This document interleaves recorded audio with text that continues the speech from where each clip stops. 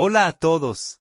En la presente exposición hablaremos de 4 corrientes historiográficas que se han presentado en el mundo de la Academia Mexicana en el siglo XX y en lo que va del siglo XXI. Comenzaré por hablar de historia de las ideas.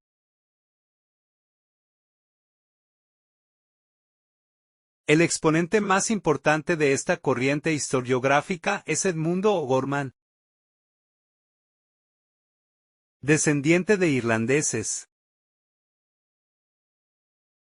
Estudió en la UNAM. Fue alumno de José Gauss, con el cual tuvo confrontaciones académicas. Incorporó la reflexión filosófica, la historia y la historiografía. Su pensamiento se ubica en la búsqueda de lo mexicano. Es conocido por sus obras y reflexiones sobre el concepto y definición de América.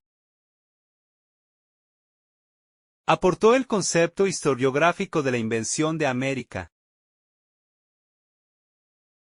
Fue influenciado por pensadores como Heidegger, Dilthey y sobre todo Ortega y Gasset. Afirmó que su obra constituía historia ontológica, es decir, una historia que describía cómo el pasado había acontecido, considerado como una forma de vida. Las fuentes de la interpretación de O'Gorman fueron varias y derivaron parcialmente de su educación y su carrera temprana. Las fuentes más obvias, ya anotadas, fueron la filosofía historicista y su experiencia de la atmósfera intelectual embriagadora de la inmigración española. Gran importancia como fuente de su interpretación de la historia nacional fue su educación en la Escuela Libre de Derecho en la década de 1920. O'Gorman representa un notable esfuerzo por teorizar desde la filosofía el fenómeno histórico. Desechó la visión de la historia que contemporáneos como Cosío Villegas y Zavala tuvieron sobre la historia. Otra corriente historiográfica del siglo XX es la microhistoria.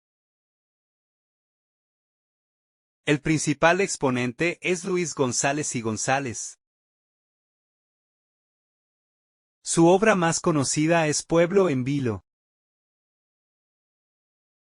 Se enfoca en un pueblo pequeño sin ningún rasgo aparente de particularidad. Busca lo especial y único en el microuniverso que es el pueblo. Cada lugar, por indiferenciado que parezca, tiene su originalidad. La historia local es cualitativa, no cuantitativa. La historia local tiene gran correlación con la nacional. En cuanto a la metodología, las hipótesis y la metodología se van ajustando de acuerdo al curso de la investigación. Un problema es la escasez de fuentes escritas locales, aunque la literatura original puede servir. Los archivos nacionales o estatales pueden servir de apoyo. Los archivos parroquiales son de gran utilidad.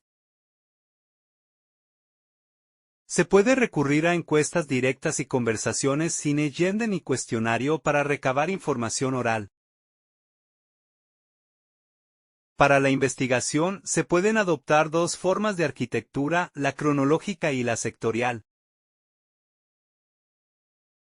Seguimos con otra corriente historiográfica que es la historia original.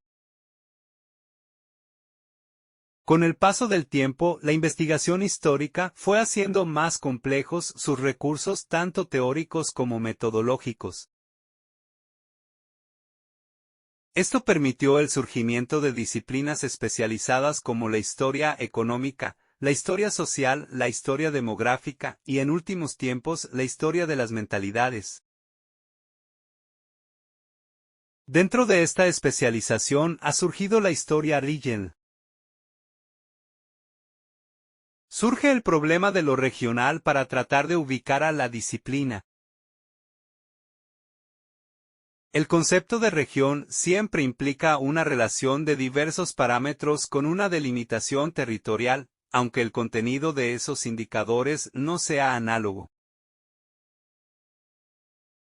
La región histórica se configura, y por lo tanto se distingue de otras, por la especificidad de su estructura social. La composición de la estructura regional remite a los estudiosos de las regiones a discernir las influencias recíprocas que establecen los grupos sociales entre sí y con su espacio a través del tiempo.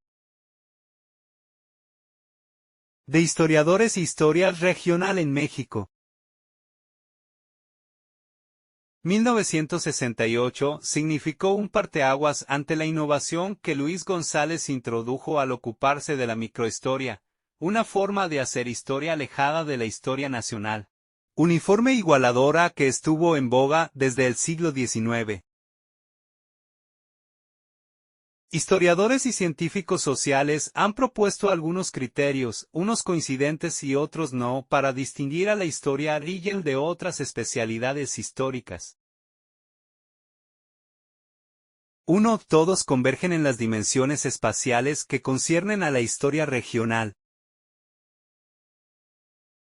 2. Ayuda a resolver tensiones entre la generalización y la particularización, reconcilia la perspectiva macroscópica con la microscópica.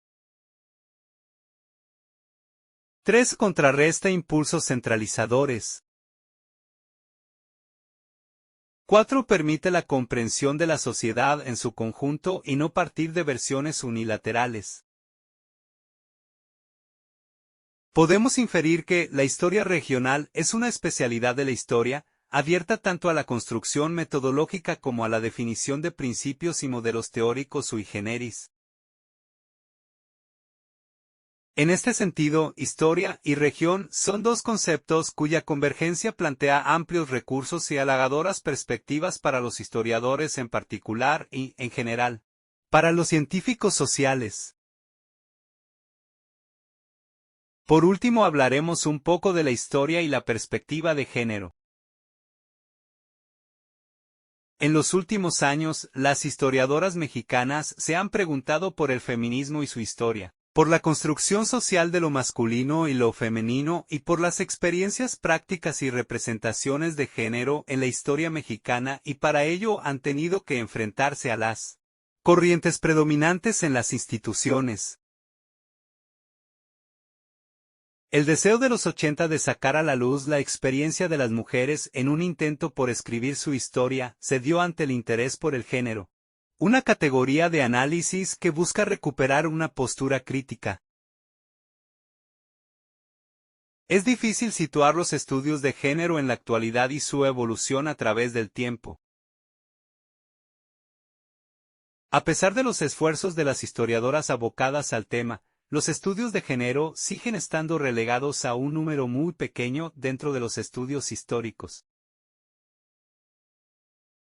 En México ha surgido un problema de desfasamiento temporal, se ha pasado de un prefeminismo a un posfeminismo, sin haber llegado a una época de pleno feminismo, lo que ha ocasionado anacronismos y choques entre las diferentes corrientes feministas.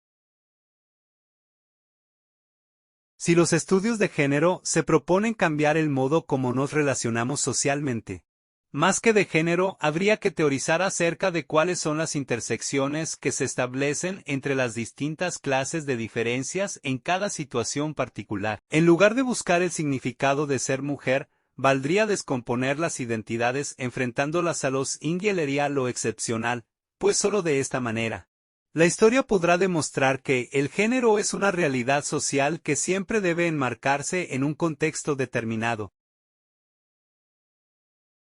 Gracias.